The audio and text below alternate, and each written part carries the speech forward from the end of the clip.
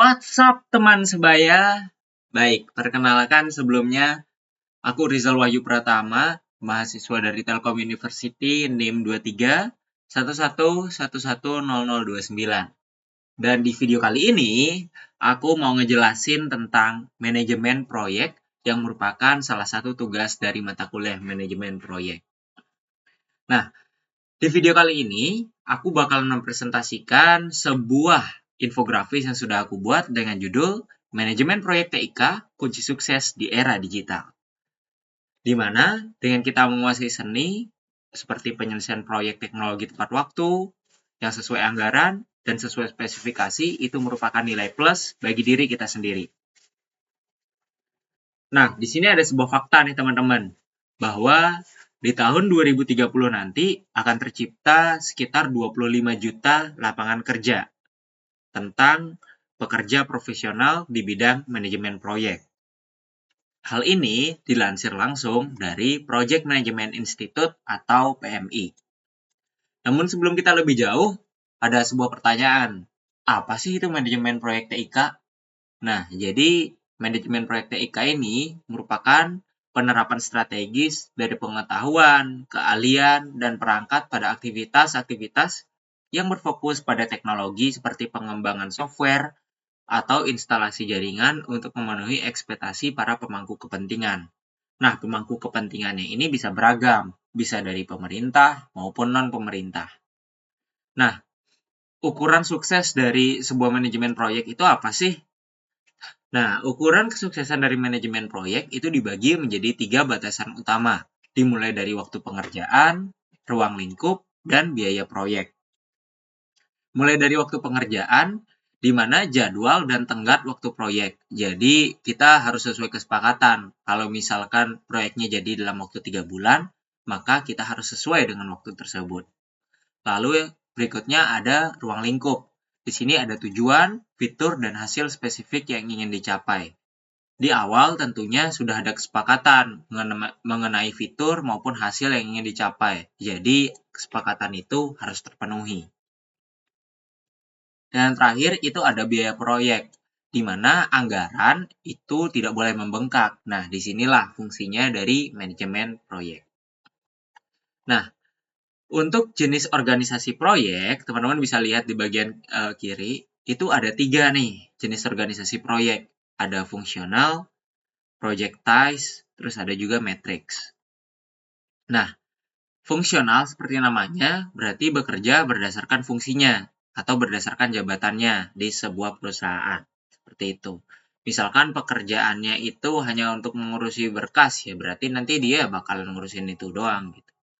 Nah, yang kedua itu ada projectize. Nah, sama seperti namanya, berarti bekerja berdasarkan proyek. Proyek apa yang diberikan, itulah yang akan dilaksanakan. Terus yang terakhir itu ada matrix. Di sini bekerja berdasarkan fungsi dan juga proyek. Berarti ini gabungan dari fungsional dan juga projectize. Kayak gitu, teman-teman. Nah, ada sebuah fakta lagi nih. Laporan dari Chaos dari Standish Group secara konsisten menunjukkan bahwa hanya sekitar sepertiga proyek yang dianggap benar-benar sukses. Nah, kenapa tuh? Mungkin aja karena tidak memenuhi 3 batasan utama yang sudah kita bahas sebelumnya. Nah, dimulai dari yang sebelah kiri lagi nih teman-teman. Ada perbandingan antara proyek dan juga operasional. Apa sih bedanya? Kan sama-sama ngerjain sesuatu ya.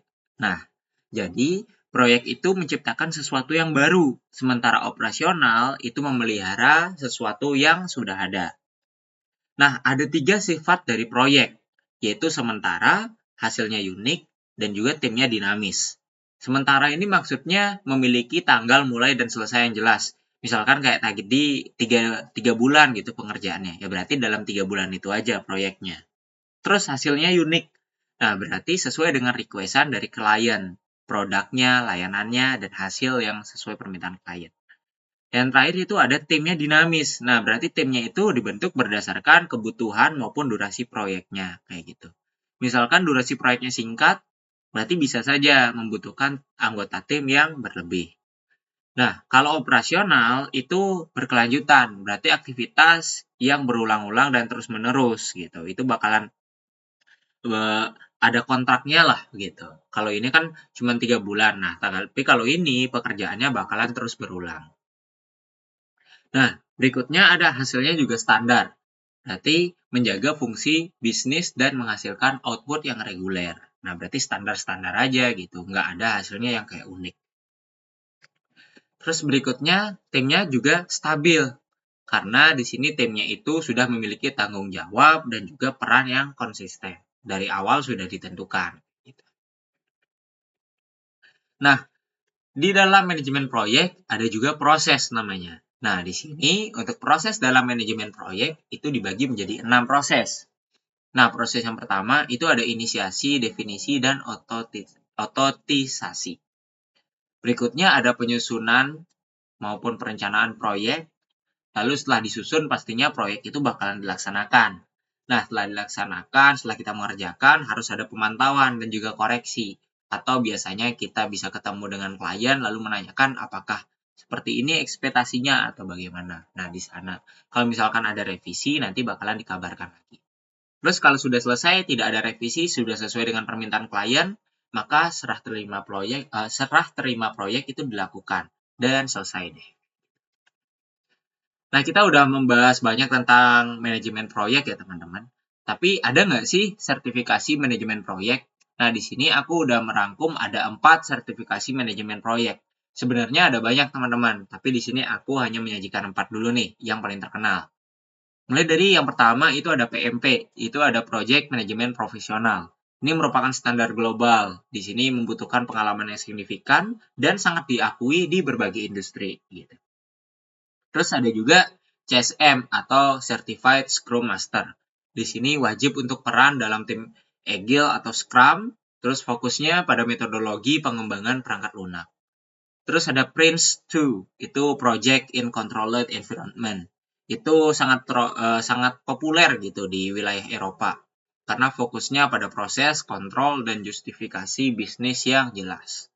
Lalu ada CAPM atau Certified Associate in Project Management. Di sini merupakan kalau teman-teman itu pemula bisa join yang ini nih. Karena di sini bakalan belajar dari fundamentalnya banget. Nah, kalau manajemen proyek gitu, ada perangkat apa aja sih yang biasanya digunakan gitu. Nah, dari sini aku menampilkan ada 4. Dan yang sekarang sedang aku sering gunakan, teman-teman. Jadi 4 ini yang sering aku gunakan. Mulai dari Trello, itu yang aku gunakan di mata kuliah manajemen proyek. Lalu MS Teams, ini aku gunakan untuk meeting biasanya, maupun bersama dosen biasanya ada meeting online, maupun ada juga kelas online biasanya menggunakan MS Teams juga. Nah, berikutnya ada SharePoint. Nah, SharePoint ini layanan berbasis cloud. Ya, sama kayak Google Drive, terus ada iCloud, dan lain sebagainya. Terus yang terakhir ada MS Project. Di sini bagus untuk merencanakan pekerjaan. Terus ada sumber informasi dan pembelajaran. Nah, untuk sumber informasi dan pembelajaran, aku bagi menjadi 3, teman-teman. Mulai dari organisasi profesional, website dan blog, dan juga platform pembelajaran. Mulai dari organisasi profesional terlebih dahulu nih. Itu ada pmi.org. Ini merupakan sumber standar global gitu atau PMBOK dan juga sertifikasi PMP. Berikutnya ada website dan blog. Itu teman-teman juga bisa aksesnya di projectmanagement.com. Di sini komunitas online PMI dengan artikel dan webinar-webinar yang update. Terus yang terakhir itu ada platform pembelajaran, itu bisa teman-teman akses di Coursera. Di sini kursus dari universitas dan perusahaan top-top di dunia. Ini udah terkenal banget gak sih? Udah sering kita dengar. Nah teman-teman, mungkin itu aja dari aku mengenai infografis yang sudah aku buat tentang manajemen proyek TIK. Mohon maaf apabila terjadi kesalahan maupun kekurangan dalam presentasi ini. Semoga apa yang aku sampaikan bisa dimengerti oleh teman-teman sekalian. Mungkin itu aja teman-teman sebaya. Bye-bye.